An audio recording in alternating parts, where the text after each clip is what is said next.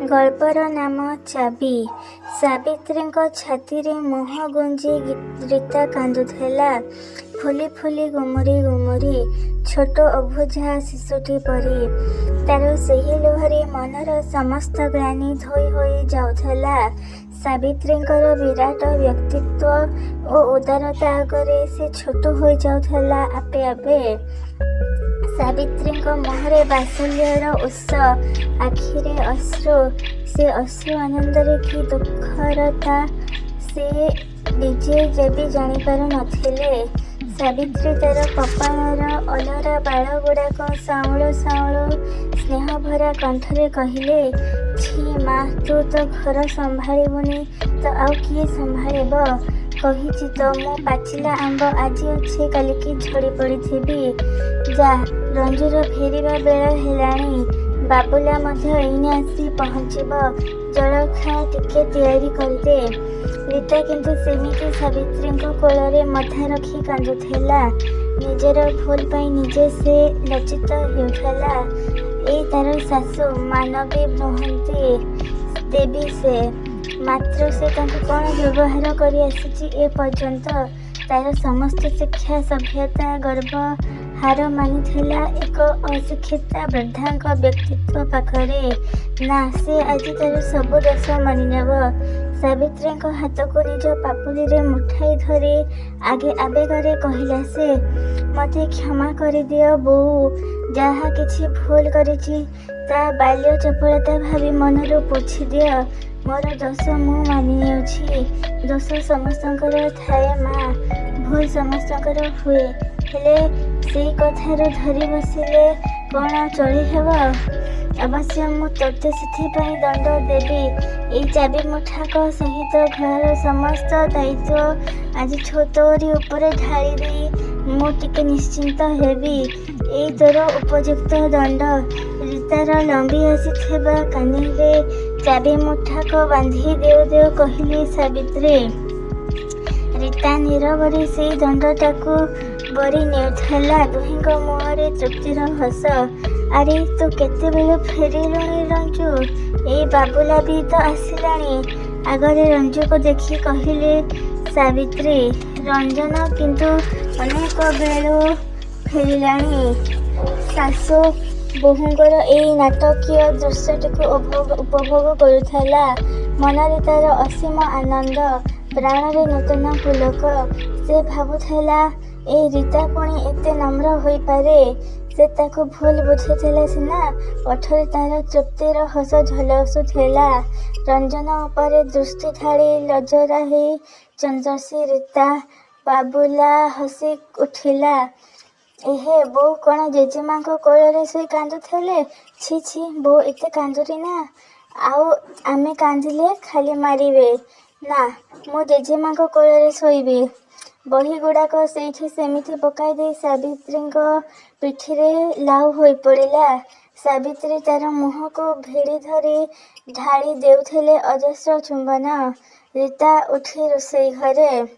ରଞ୍ଜନଙ୍କର ଛୋଟ ପରିବାରଟି ହସି ଉଠୁଛି ନୂଆ ରଙ୍ଗରେ। ରୀତାର ଘରକରଣା ବୁଦ୍ଧି ବଢ଼ିଛି। ବେଶ୍ କାମିକା ହୋଇ ଉଠିଛି ରୀତା।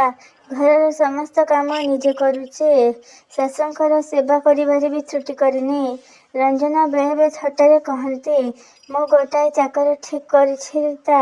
ଅଫିସରୁ ଫେରିବା ବେଳେ ସଙ୍ଗରେ ନେଇ ଆସିବି। ରୀତା ଅଭିମାନରେ ମୁହଁ ଫୁଲାଏ। କାହିଁ, ତମର କେଉଁ କାମଟା ଊଣା ପଡ଼ିଯାଇଛି କି ଚାକର ବିନା? ସାବିତ୍ରୀ ରଞ୍ଜନ ଆଡ଼େ ଚାହିଁ ଆକଟି କହନ୍ତି, ଆରେ ରଞ୍ଜୁ, ତା ସାଙ୍ଗେ କାହିଁକି ଲଗାଉଛୁ କହିଲୁ? ରୀତା ହସିଦିଏ ରଞ୍ଜନ ଆଡ଼େ ଚାହିଁ। ରଞ୍ଜନ ବି ହସନ୍ତି ମୁରୁକି ମୁରୁକି। ସାବିତ୍ରୀଙ୍କ ପେଟ ପୂରିଉଠେ। ଆଜି ଯାଏ ଛୁଆଳିଆ ବୁଦ୍ଧି ଗଲାନି ଏ ଦୁହିଁଙ୍କର। କ'ଣ କରିବେ ସେ ତାଙ୍କ ମୃତ୍ୟୁ ପରେ? ଅରକ୍ଷିତଙ୍କୁ ଦଇବ ସାହା। ଦୀର୍ଘଶ୍ୱାସ ପକାନ୍ତି ସେ। ଏ ମଧ୍ୟରେ ଅନେକଟା ହିସାବୀ ହୋଇଛି ରୀତା। ଅବସ୍ଥା ସଙ୍ଗେ ତାଳ ଦେଇ ଚଳିବାକୁ ଚେଷ୍ଟା କରିଛି। ଯେଉଁ ଘର ତାର କିଛିଦିନ ତଳେ ଶ୍ରୀହୀନ ହୋଇ ପଡ଼ିଥିଲା, ଆଜି ତା ହସୁଛି ରୀତାର କର ସ୍ପର୍ଶରେ। ପରିଷ୍କାର ପରିଚ୍ଛନ୍ନତାରେ ଆଜି ସବୁ ଝଟକୁଛି। ଅନେକ ସମୟରେ ରୀତା ଭାବେ କେଡ଼େ ଛୋଟ ଏଇ ପରିବାରଟି। ହେଲେ ସେଇଆକୁ ବି ସେ ଚଳାଇ ପାରୁ ନଥିଲା। କେଡ଼େ ଅପାରଗ ଥିଲା ସେ ସତେ ନିଜେ ଲଜ୍ଜିତ ହୁଏ ସେ। ଆଜି କିନ୍ତୁ ସବୁ ବଦଳିଛି। ସେ ଘରଣୀ ହୋଇଛି। ରଞ୍ଜନ ବଦଳିଛନ୍ତି। ଗମ୍ଭୀର ରଞ୍ଜନ ଆଜି ଚପଳ ହୋଇଉଠିଛନ୍ତି। ରୀତାର ପ୍ରାଣ ଭରି ଉଠିଛି ରଞ୍ଜନଙ୍କର ଚପଳତାରେ। ଘରେ ଗୋଡ଼ ଦେଲେ ରଞ୍ଜନଙ୍କର ଚପଳତା ବଢ଼ିଯାଏ ବେଶୀ। ରୀତା ଅନୁଭବ କରେ ବିବାହର ପ୍ରଥମ ଦିନଗୁଡ଼ିକରେ ସେ ଯେଉଁ ଦାମ୍ପତ୍ୟ ସୁଖ ପାଇନଥିଲା, ଆଜି ବିବାହର 8 ବର୍ଷ ପରେ 2ଟି ସନ୍ତାନର ଜନନୀ ହୋଇ ତା ପାଇଛି। ସେ ଯେପରି ନୂଆ ହୋଇ ରଞ୍ଜନଙ୍କ ଘରକୁ ଆସିଛି, ସବୁ ତା ଆଖିରେ ଆଜି ନୂଆ ଦିଶୁଛି। ସେ ଯେପରି ନୂଆ ହୋଇ ପାଖୁଡ଼ା ମେଲିଛି। ବୟସ ତାର ଆହୁରି କମିଯାଇଛି ଯେପରି। ତାର ପୂର୍ବ ସ୍ୱାସ୍ଥ୍ୟ ପୁଣି ଫେରି ଆସିଛି। ଗୀତା ଆଶ୍ଚର୍ଯ୍ୟ ହୋଇ ନିଜ ସ୍ୱାସ୍ଥ୍ୟର ଅଚାନକ ବୃଦ୍ଧି ଦେଖି ସେ ଭଲ ଭାବେ ଅନୁଭବ କରିଛି ମନର ସୁସ୍ଥତା ଉପରେ ଶାରୀରିକ ସୁସ୍ଥତା ଅନେକ ପରିମାଣରେ ନିର୍ଭର କରେ। ରଞ୍ଜନକୁ ଅଫିସ ପଠାଇ, ବାବୁଲାକୁ ସ୍କୁଲ ପଠାଇ ସେ ଶାଶୁଙ୍କ ଶୋଇଲା ଘରକୁ ଆସେ। ସାବିତ୍ରୀ ରୀତାକୁ ଦେଖି କହନ୍ତି, ମୁଣ୍ଡଟା କେଡ଼େ ଅଲରା କରିଛୁ ମା, ଯା ମୁଣ୍ଡଟାରେ ପାନିଆ ଟିକିଏ ମାରିଦେ। ରଞ୍ଜନଙ୍କ ପାଇଁ ତିଆରି କରୁଥିବା ଅଧାବୁଣା ସ୍ୱେଟରଟାକୁ ବୁଣୁ ବୁଣୁ ରୀତା ବସିପଡ଼େ ସାବିତ୍ରୀଙ୍କ ପାଖେ। ତାର ପିଠିରେ ହାତ ବୁଲାଇ ବୁଲାଇ ସାବିତ୍ରୀ କହନ୍ତି, ମାଟା ମୋର କାମ କରି କରି କ'ଣ ହେଲାଣି? ରୀତା ହସି ହସି କହେ, ନାଇଁ ମ ବୋଉ, ମୁଁ ଏ ଭିତରେ କେତେ ମୋଟା ହୋଇଗଲିଣି। ସେଦିନ ପରା ମିନତୀ ଦେଖି ଚିହ୍ନି ପାରିଲାଣି ଦୂରରୁ। କହିଲା, ଆଉ କିଛି ଦିନ ଗଲେ ଏ ଦ୍ୱାର ମୁହଁ ଖୋଳା ହେବ ଲୋ ରୀତା, ତୁ ଯେମିତି ମୋଟା ହେଲୁଣି ନା।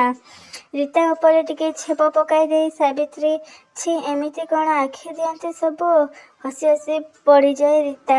କହେ, ତମେ ଗୋଟାଏ କଥା କର ବୋଉ, ମୋ ବେକରେ ଗୋଟାଏ ଛାଞ୍ଚୁଣି ମୁଠା ବାନ୍ଧିଦିଅ ଯେ କେହି ଆଉ ତମ କଅଁଳା ପିଲା ଉପରେ ଆଖି ପକାଇବେନି। ସାବିତ୍ରୀ କହନ୍ତି, ପାଗଳୀଟାଏ ହେଲୁ। ସାବିତ୍ରୀଙ୍କ ପେଟ ପୂରି ଉଠେ ରୀତାର ଚପଳତାରେ। ସତେ ଏତେ ସୁଖ ପୁଣି ସେ ପାଇବେ ବୋଲି ଭାବିନଥିଲେ ତ। ରୀତା କଲେଜ ପଢ଼ୁଆ ଝିଅ। ସେ ଆଜି ଗୃହିଣୀ ହୋଇଛି। ସାବିତ୍ରୀଙ୍କ ଗୋଡ଼ରେ ହାତ ନ ମାରିଲେ ସେ ଶୋଇବାକୁ ଯାଉନି। ସବୁ କାମ ହାତରେ କରୁଛି। କିନ୍ତୁ ସେ କେଡ଼େ ଭୁଲ ବୁଝିଥିଲେ ତାକୁ।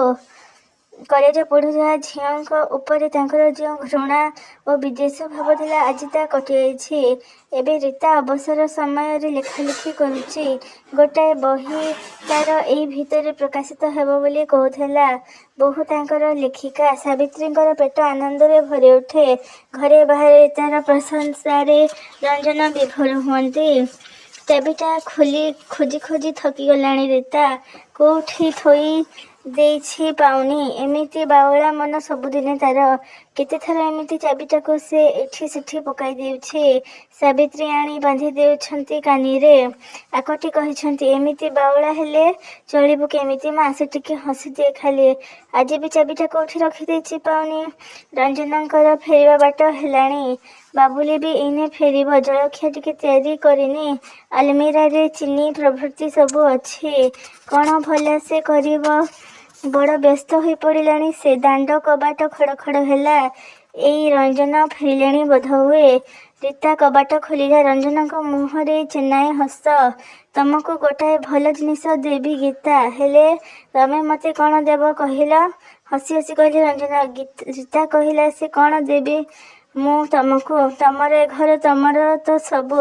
ରୀତା ହାତକୁ ବଢ଼ାଇ ଦେଲା ରଞ୍ଜନ ତାର ସଦ୍ୟ ପ୍ରକାଶିତ ଉପନ୍ୟାସ ଝଡ଼ର ଶେଷ ପ୍ରଚ୍ଛଦ ପଟ ଲେଉଟାଇଲା ରୀତା। ଉତ୍ସର୍ଗ ପତ୍ରରେ ସାବିତ୍ରୀଙ୍କର ଗୋଟିଏ ଫଟୋ। ତାର ପ୍ରଥମ ପ୍ରକାଶିତ ବହିଟିକୁ ସେ ସାବିତ୍ରୀଙ୍କ ହାତରେ ଉତ୍ସର୍ଗ କରିଛି। ଆନନ୍ଦର ଆତିଶଯ୍ୟରେ ସେ ଧାଇଁ ଯାଉଥିଲା ସାବିତ୍ରୀଙ୍କ ପାଖକୁ। ଦ୍ୱାର ମୁହଁରେ ସାବିତ୍ରୀଙ୍କୁ ଦେଖି ଅଟକିଗଲା।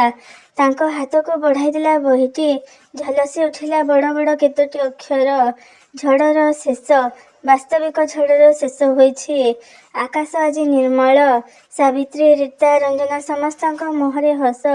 ସାବିତ୍ରୀ ରୀତାର କାନିରେ ଚାବିଟା ବାନ୍ଧି ଦେଉ ଦେଉ କହିଲେ, ଯେଉଁ ଝଡ଼ର ଶେଷ ମୂଳରେ ଅଛି ଏଇ ଚାବିଟା ଗୋଟିଏ ଦୀର୍ଘ ଇତିହାସ।